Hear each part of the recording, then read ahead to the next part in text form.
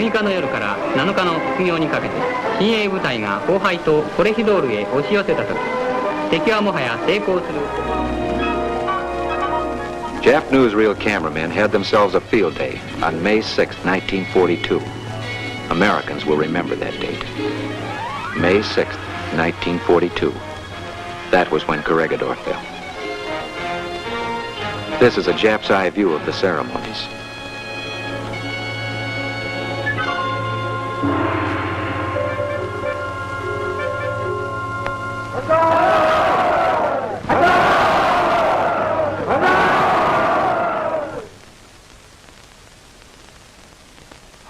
The film was rushed by plane to Tokyo.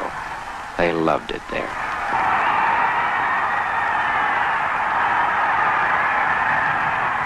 And in Manila, the whole Jap 5th column came out to welcome General Masaharu Hama, conqueror of the Philippines.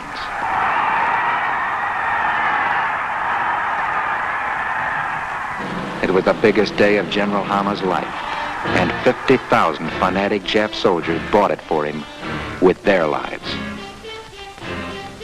As far as the general was concerned, it would have been cheap at twice the price.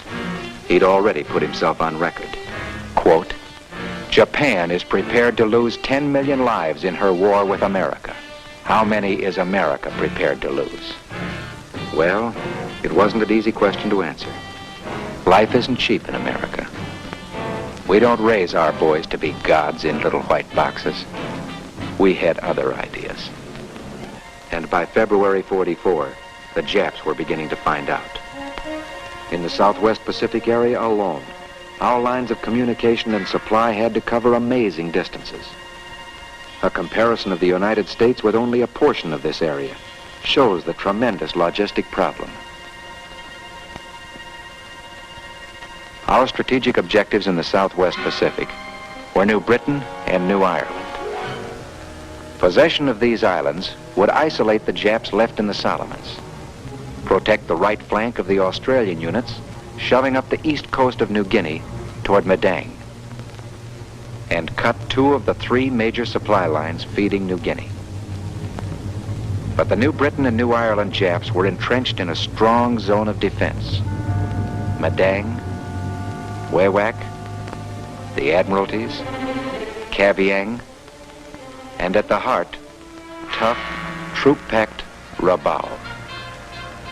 Each fortress had a harbor for ships and subs, airfields crowded with planes, fat concentrations of men. So, how to take New Britain and New Ireland? One way was to pour everything we had into a head-on attack, but that costs a lot of lives. To get the same results at the smallest cost called for a better strategy, and strategy is their business. Here's the strategy. First, grab the Admiralties. Why? Because those islands are a vital link in the chain of supply to New Britain and New Ireland. How? Throw a feint at New Britain. A naval bombardment. The Japs expect to punch there. But our real objectives will be 2 airstrips in the Admiralties. One on Manus Island, largest of the Admiralty group, the other on Los Negros. The South Pacific Air Force will guard our right flank with bombs on Cavieng. Australian infantry, supported by our 5th Air Force, will protect our left flank by smashing toward Madang. The Pacific Fleet will hammer truck to disrupt the flow of supply and reinforcements. These feints and diversions should keep the Japs busy. At the right time, the 1st Cavalry Division will jump off for the Admiralties, while the 6th Infantry Division stands by, just in case. That's a lot of plan, but it's only the beginning. Once we've sunk our heels into the Admiralties, another task force can drive a wedge between Madang and Wewak at Hansa Bay. At the same time, Admiral Halsey's South Pacific forces will drive against Cavieng. What will all this accomplish? The complete isolation of New Britain and New Ireland. The Japs can surrender or rot. But Army intelligence knows that no plan can be final until D-Day, because information of the enemy keeps flowing in from many sources, constantly changing what we already know. And latest information from the Admiralties was getting interesting. Pilots buzzing the airstrip on Los Negros Island reported very light ag. No aerial interception. And what was most interesting, the airstrip looked deserted. To make sure, a scouting patrol was slipped into Los Negros. 6 men whose job for 24 hours would be to see without being seen. They saw Jap Marines, thousands of them. But their defenses were not manned, and their outposts were lax, carelessly inviting surprise.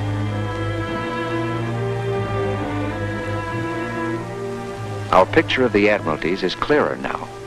Look it over. Manus, strong. Los Negros, weak, exposed to attack from the east. If we could grab the airstrip on Los Negros first, we could use land-based planes to air protect our big try against Manus. It would no longer be necessary to assemble a full-scale amphibious force. We'd save 6 weeks on our timetables. The chance was too good to miss. Monday, February 28, 1944. Quietly, secretly, 800 men assembled for invasion. Reconnaissance in force to bite off the first beachhead in the Admiralties. Men of the 1st Cavalry Division, whose 7th Regiment once died with Custer, now ride again, this time in Higgins boats.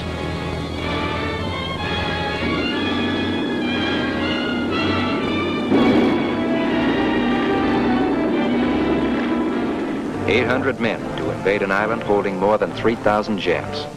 Risky? Plenty. But it's a calculated risk, based on what we know about our opponent's hand. This is no armada, a small fleet, a fistful of men to do a job planned for a division, but armed with war's best weapon, surprise. They'll hit the beach tomorrow at 08:15. That's H hour.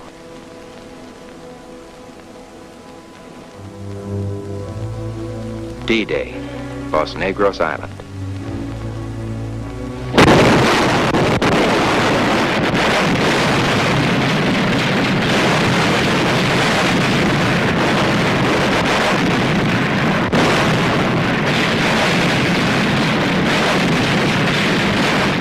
Spitfires, air cover on the way. The first wave goes over the side.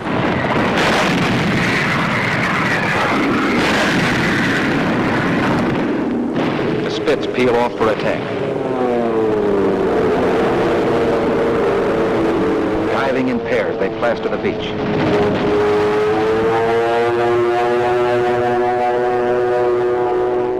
A few Jap guns are still alive, but the first wave keeps moving in.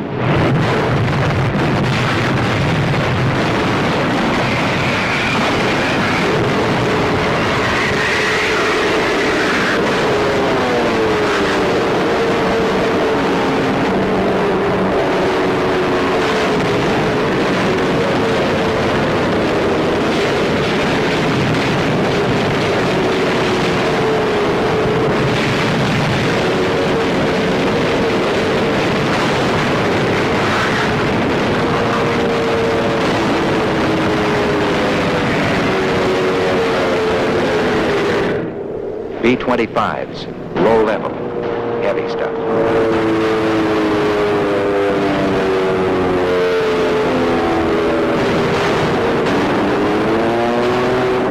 H hour minus 5 seconds. 4,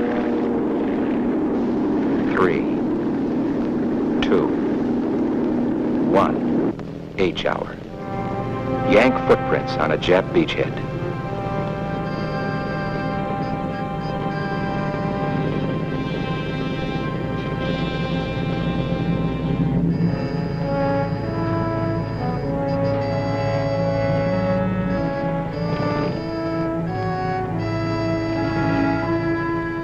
Battle becomes personal. It's always personal for the guy on the ground. The Jap's a tough target. You know he's around, That's all you know. This kind of fighting is different. You feel your way.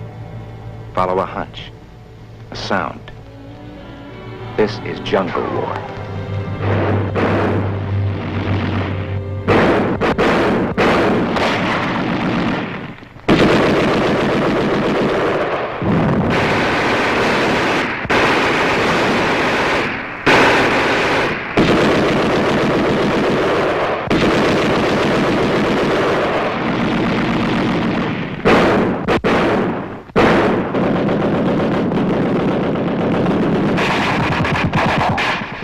Delayed by enemy shore batteries, the second wave finally gets through. More men, more firepower.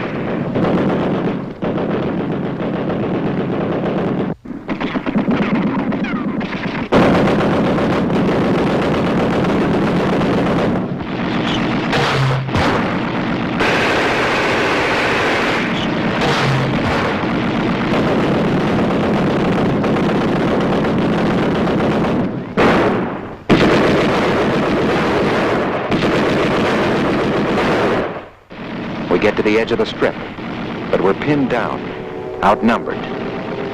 The Air Force cuts them down to size.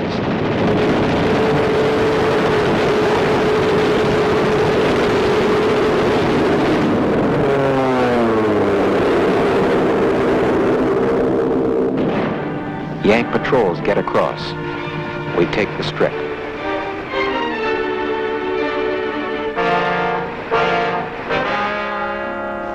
H-hour plus 480. A shrewd military gamble pays off.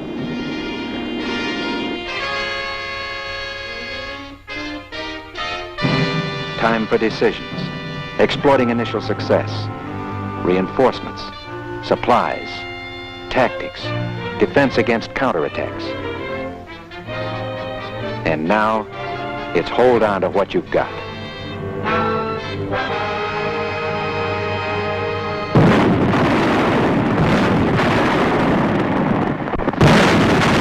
For 3 days, 3 nights, they held on against frenzied suicidal counterattacks till Los Negros Strip was ours.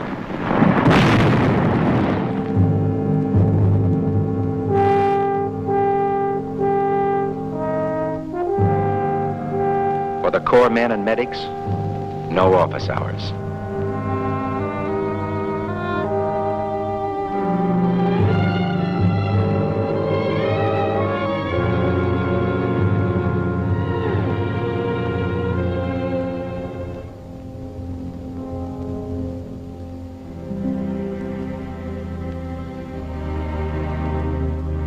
Private Tower, one of our cameramen, fatally wounded.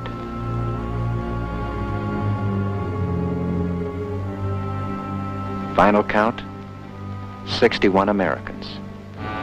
Japs, 3,000.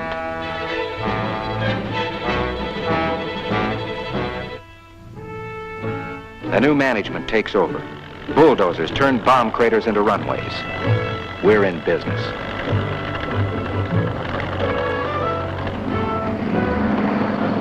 Our first plane lands on the Admiralties.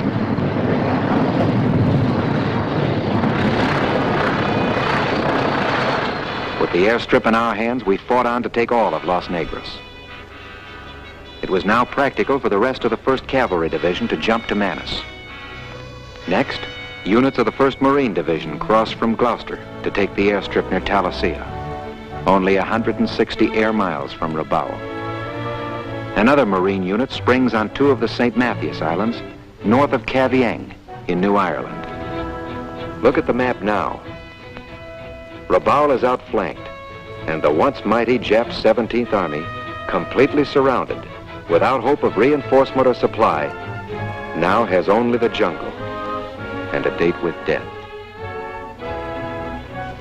Brilliant successes create new opportunities, make possible new plans. We don't need to drive that wedge between Wewak and Madang at Hansa Bay now.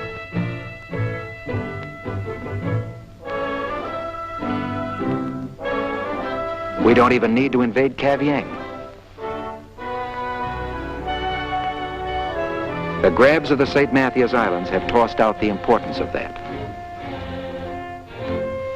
With the New Britain, New Ireland, and Bougainville Japs already half choked, we can try something else.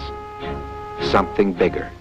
The biggest step yet attempted in the Southwest Pacific. To bite off the whole main chunk of New Guinea.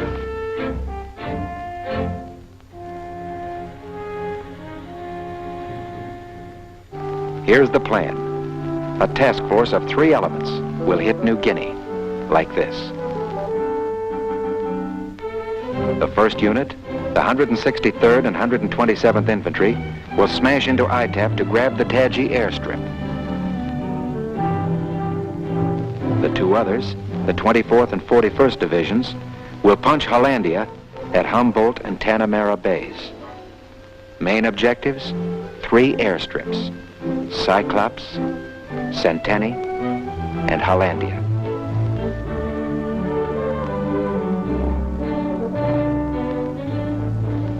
But the grand sweep calls for a large task force moving by sea.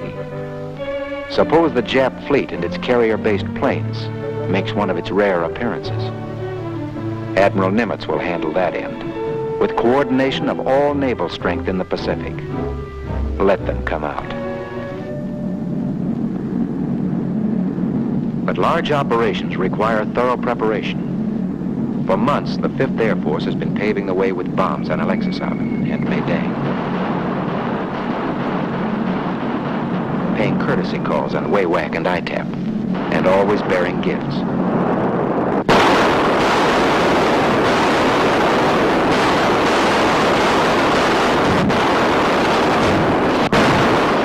Dropping in on Hollandia with parafrag forget-me-nots, and in 3 successive days, catching almost 300 Nip sky buggies asleep on the ground.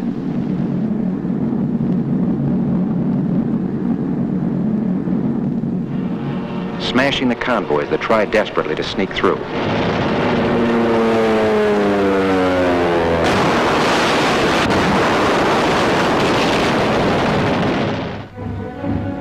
Australian infantry, pushing overland, are already closing in on Medang. Wewak is next. Their pressure will keep the Japs engaged while we use the ocean as a military highway to strike their rear and cut off all chance of retreat. A coordinated amphibious operation is a tough job. It requires thorough preparation, thorough training, thorough understanding of the job at hand, teamwork, split-second timing. From the division. Each one of you is much better than the Jap. You're better physically, you're better mentally, you have better weapons, you're going to have better support, so that you're going to be able to lick him hands down when it comes to individual fighting.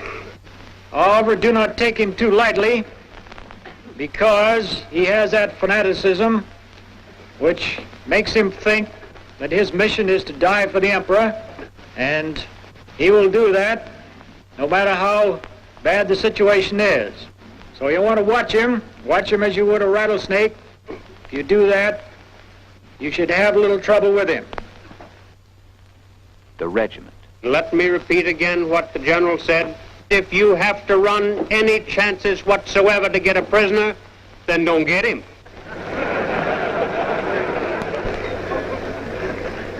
Just fix him up so he won't do any more harm. But if you can get them without running a risk, get them. Now, when we get them, maybe that they will have gone for a long time without water, perhaps without food. All right, give them a drink of water if you like. Give them something to eat if you like.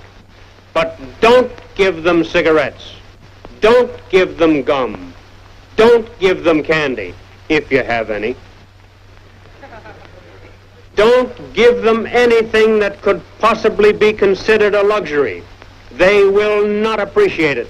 And don't forget that a few minutes before you took them prisoner, they were just looking for a chance to bump you off. Treat them according to the rules of war, no less and no more. The company. A company. You land in here. the coconut grove and ordnance. Company perimeter. C Company. You move from here to the LCI will land in here. That leaves you then in a line roughly that way. Make your own perimeters. You'll be responsible for your own security. The squad. Watterson, you take your team, push through this little draw, come out to a good firing position and fire from here without further orders and keep the fire up. Tompkins, remember, you keep firing when the magazines are being changed.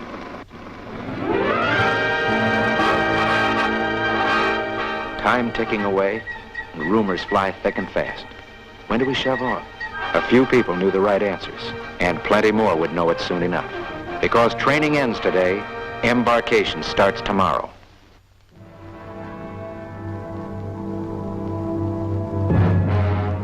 The convoy forms. Some men, some guns, some ships.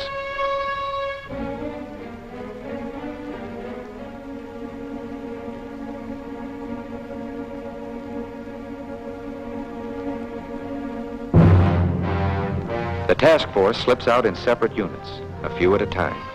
Many sailings of small fleets on a single job. Why?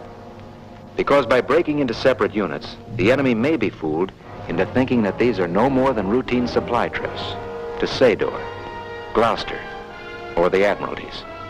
It's all part of the grand strategy. Now it is the morning of April 21st. Rendezvous off the Admiralties. Invasion 24 hours away. Warships. Cruisers.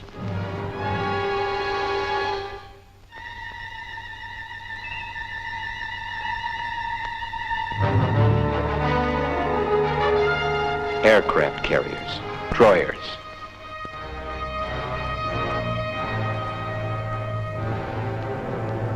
Minesweepers. A great fleet of floating protection, bearing tourists from 48 states. You may field strip your carbine, touch up your M1, or try to fill an inside straight. Or just pass away the time of day. But in some part of this last day, every mind will find its way back home. Busy is right, pal. Busy landing, busy digging in, busy being hungry and making your ration last, thirsty and hoarding your water, busy trying not to get trigger happy, busy hitting foxholes when zeros come, busy trying to keep alive and keep shoving. Hot, dirty, plenty scared some of the time, plenty mad the rest. You said it, soldier. You'll be busy. The Air Force will bomb holes in the jungle and strafe the Japs half crazy. The Navy will bust open the beaches and punch the shorelines. But the unsung infantry will land through the surf to sweat it out till victory, or a field hospital, or the grave. A vast fleet full of American citizens dropping in on Itap and Hollandia. To land, to fight through and grab the airstrips is the itinerary of this first visit to Dutch New Guinea.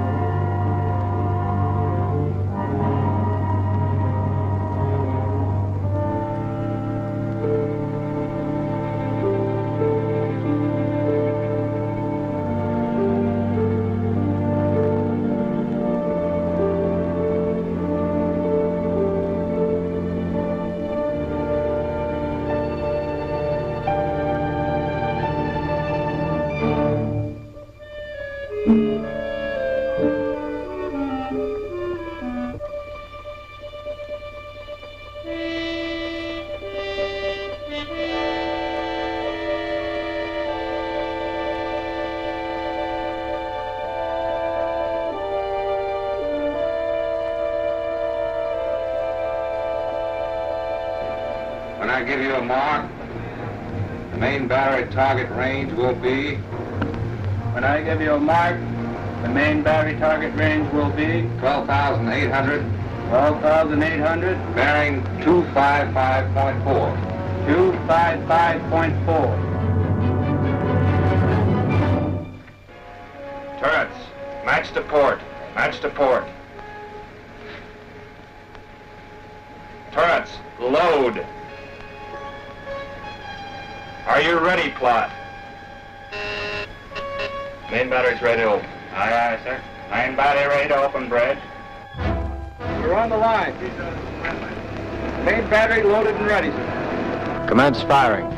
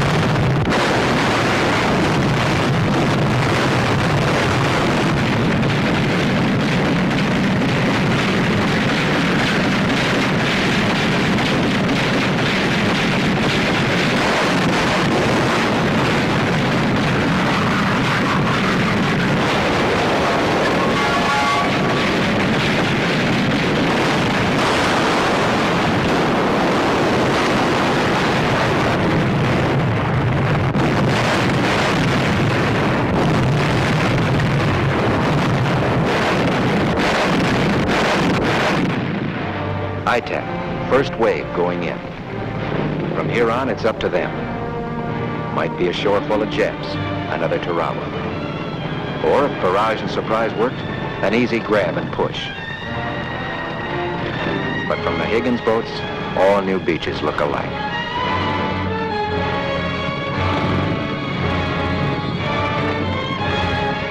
Barrage and surprise did work. Humboldt Bay, 115 miles to the west. Same day, same time, same chances.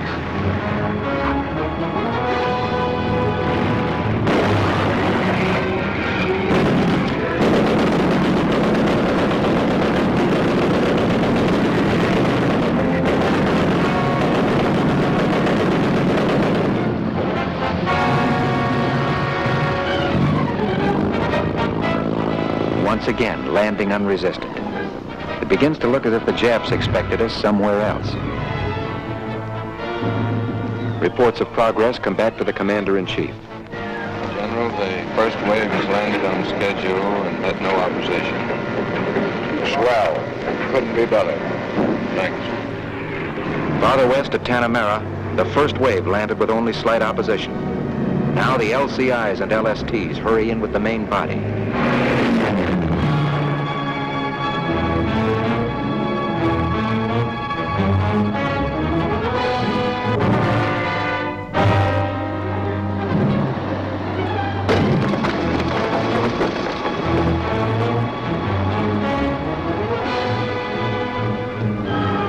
They go in standing up. Some of them. We landed on White One, which is this beach right here. The third wave is fourth wave. Fourth wave. Reports come in faster now. No sign of the Jap Navy. All landings progressing well.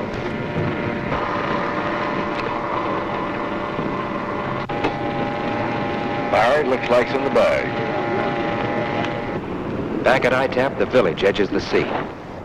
You wait on the beach while patrols sift in ahead to spring the trap, if there is one.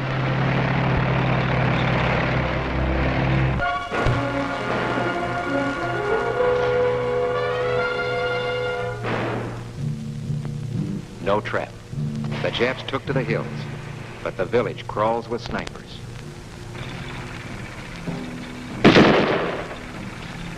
Buffaloes come in handy for flushing them out.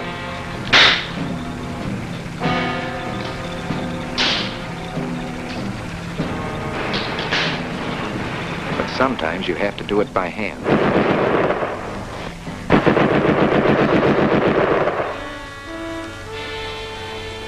hunting rattlesnakes in a dark barn. We get a live one. Later, we corral quite a few live ones, but not all Japs. Some turn out to be Javanese slaves. Invasion becomes liberation for the beneficiaries of the Jap New Order. The weary, the thirsty, the wounded, the sick, the starved.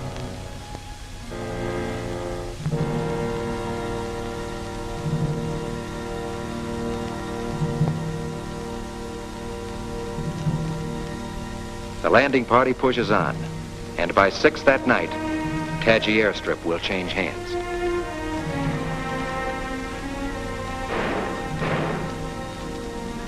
Within 48 hours, the engineers guarantee our planes will be landing here to provide cover for our converging columns at Hollandia. Surprise pays dividends. Total cost for Taji, 3 men killed, 14 wounded, 8 missing. At Hollandia, patrols finger out toward the airstrips. The trail to Hollandia Drome is no promenade. Jap suicide squads see to that.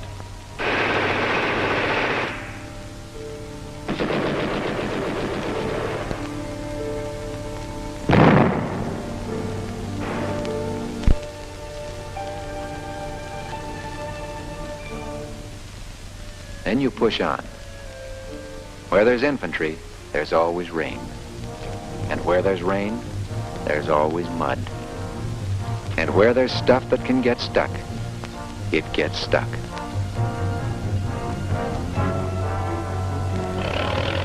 The mighty bulldozer, part tractor, part tank, part Missouri mule. On the 4th day, Hollandia Drome falls. One more strip the Japs built for us. To the folks at home, compliments of the 5th Air Force. 2 down, 2 to go now. Centani and Cyclops next on the list. The road to Centani is smooth going in spots, but in other spots, the Japs left roadblocks. Another job for the bulldozer, kicking open the front door to Centani. A second column takes the water route across Centani Lake, back door to the strip. The enemy tries to slam it shut.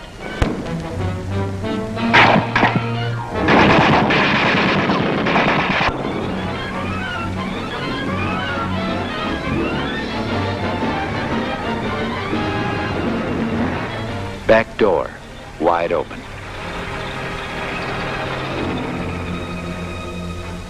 The foot troops move so fast they get there first. The 5th day, Centani is ours. An hour later, word comes that Cyclops has been taken. In 5 days, the Japs lost 4 airstrips. And losing an airstrip is one step toward losing a war. Hollandia and ITAP, 2 more notches on our rifle butts. Now, with the Jap 18th Army bottled up in Wewak, we could keep moving up the New Guinea coast. Wakety Island, 125 miles closer to the Philippines, had an airstrip made to order for B-24s. We could use it. At dawn of May 17th, the 163rd Infantry, jumping off from ITAP, established a beachhead at Arara, took Insamani Island, and set up their heavy guns to back up the assault of Wakety.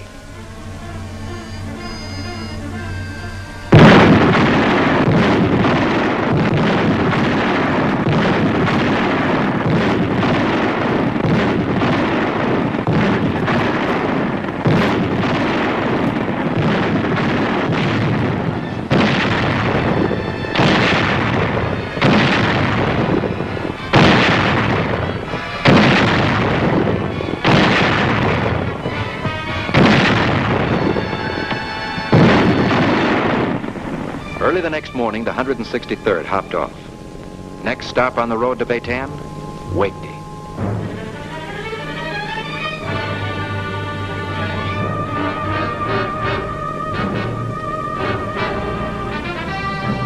Getting on the beach wouldn't be much trouble. Our barrage had seen to that. But back of the beach was the jungle. The Japs waiting there were no service troops. They'd helped take Singapore. They knew their business. Their mortar and machine gun fire stalled the first 3 waves at the jungle's edge. But not for long. Sherman tanks are great gadgets to have around.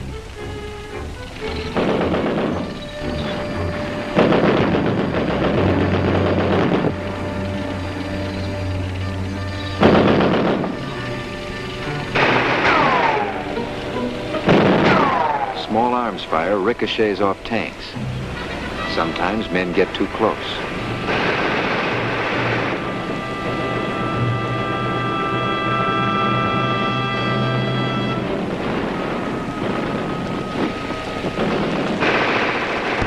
Then it was up to the infantry again. This is where training pays off. Infiltration. Firepower plus movement.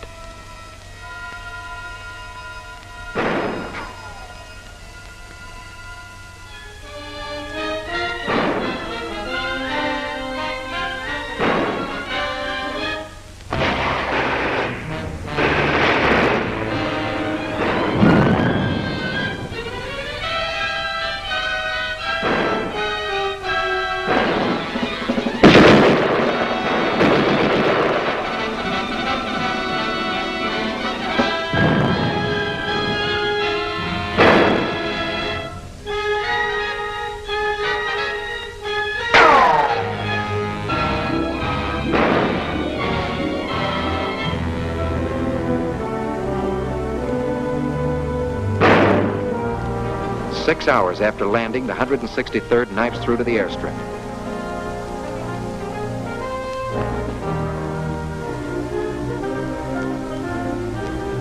More compliments of the 5th Air Force.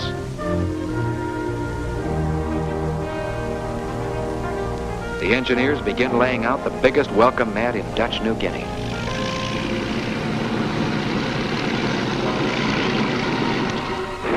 But there's still mopping up to do on both sides of the strip.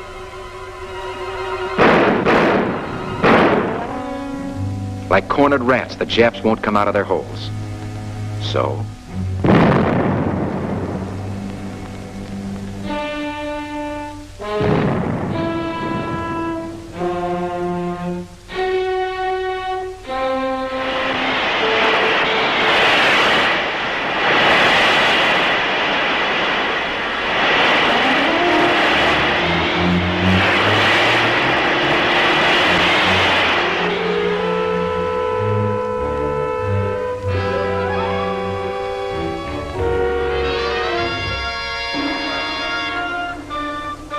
memo to General Hama. Japs killed losing Wakety, 833. Americans killed taking Wakety, 41. It's good to see you. Make yourselves at home. We're 6 months ahead of schedule now. There's only one more obstacle to complete strategic control of New Guinea. Biak Island and its 3 airstrips, 210 miles further up the coast. 9 days after the fall of Wakety, our frog-legged infantry leaped again.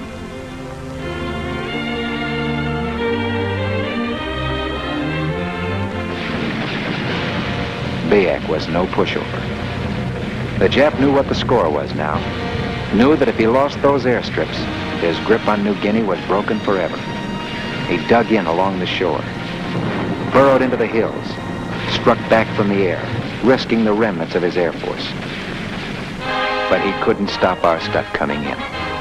Infantry, planes, buffaloes, infantry, artillery, infantry, tanks, infantry. The 41st Division took Biak in 23 days, ending, for all strategic purposes, the campaign in New Guinea. A campaign that gave us 18 new airfields, smashed 4,000 Jap planes, broke 3 Jap armies, isolated 100,000 Jap soldiers, killed 23,000 more. The price? 824 American lives.